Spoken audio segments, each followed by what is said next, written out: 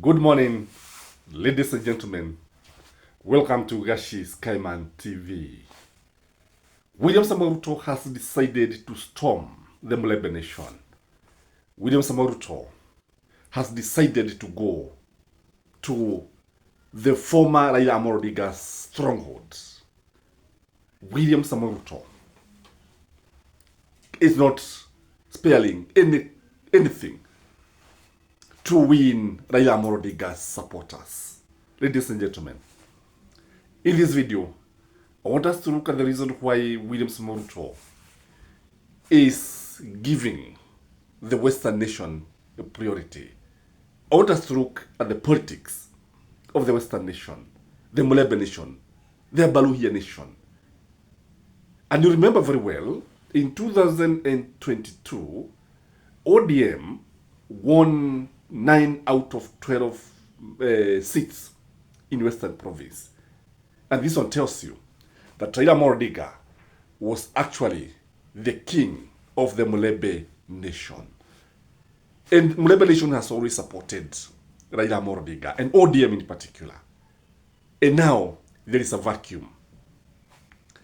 I've always said that in 2027, if there is one region to watch, if there is one region that is going to make or break William Samoei Ruto, it is the Mulebe nation. Now, we all know that there is a by-election in Malaba. This is Malaba or Malava.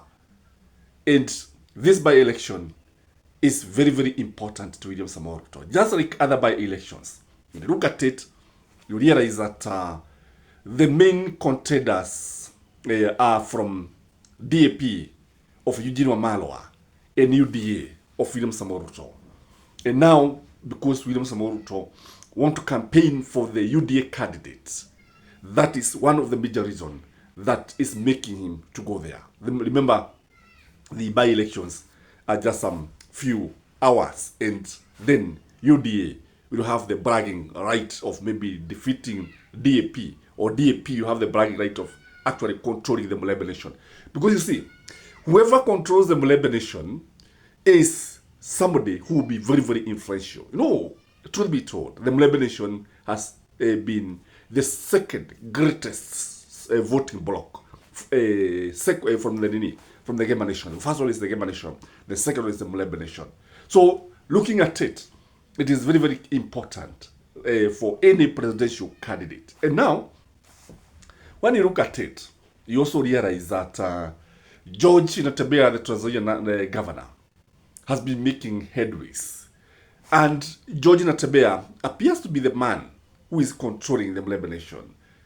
And I don't know why the opposition have not given George Natembeya an influential role, an influential position.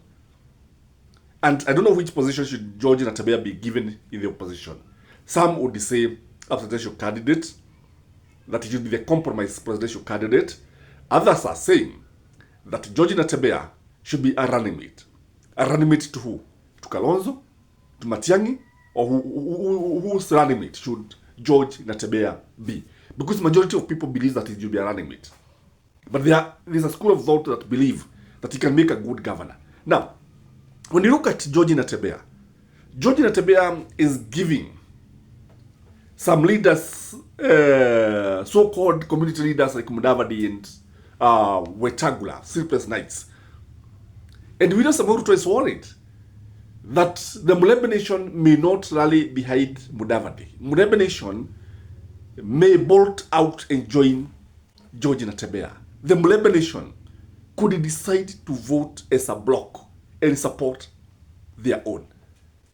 And when you look at William Samoei Ruto, all hope for William Samoei Ruto was in Raila Amolo Odinga.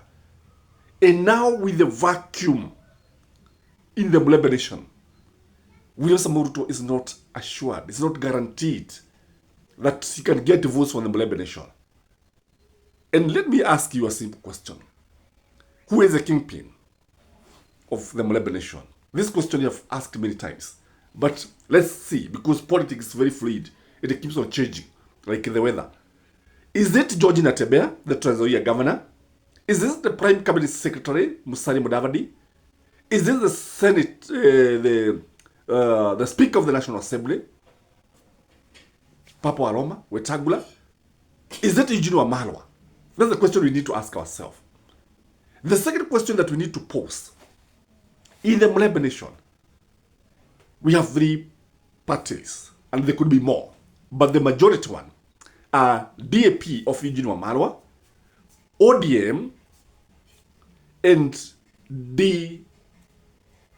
DAP have said UDA, which is the most popular party in Western nation. Is it Ford Kenya? Because Ford Kenya is still there. Because when you look at it, truth be told, ODM used to be the most popular. But Ford Kenya was also popular in Bugoma. DAP has also been very popular. But currently, things have changed. And William Samoei Ruto wants to use this opportunity to market UDA. What do you think, ladies and gentlemen? Again, when you look at it, when you look at William Samoei Ruto,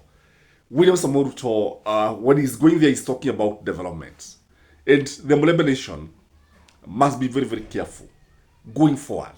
I'm saying this because, remember, William Samoei Ruto promised to give that % of everything to the Mlembe nation. I think they were promised thousands and thousands of kilometers. They should come up with a scoring guide. Ask the president, out of these kilometers of roads that you promised, how many have been tarmacked? Like now, we have the recruitment of armed forces, jeshi, wanajiriwa. Ask him, now that we have this number, where is that % of the Mlembe nation? And there's nothing wrong by putting the leader into task, because he promised. Najua ahadi ya deni, ahadi ni deni, na dawa ya deni ni kulipa. So if this is what was promised, I think Kenyans should actually put their leaders to task.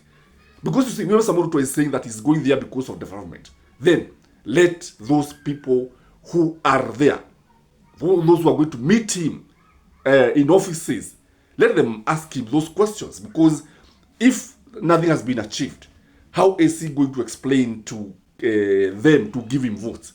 And I think by-elections are opportunities for voters to express themselves, to express their disapproval of an administration. Because you see, I don't understand why people should be given handouts. I don't understand why people will be given handouts to vote for leaders when they should look at the bigger picture. Now, again, when you look at Musalia Mudavadi, of what value is he? You know, there was a time, by the way, William Samoei Ruto had promised Musalia Mudavadi that he would be his deputy, that he would support him. Now, when Gachagua exits, with Gachagua exit as the deputy president, why is it that William Samoei Ruto did not bother to appoint Mudavadi as his deputy? Because that is what should have been done, truth be told. Because Mudavadi was the third in line as far as the executive was concerned. But it's overlooked. So when you look at William Samoei Ruto does not take the Mlembe nation seriously. That is the truth of the matter.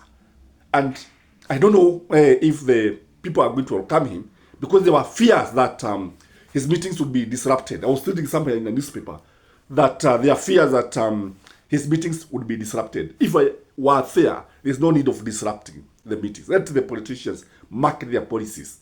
But what people can do is to keep off if they are not interested in listening to any candidate. Let the people decide, as one Stanley Jido Matiba would always tell Kenyans. Please like the video, comment, share, and have a lovely day. Bye-bye.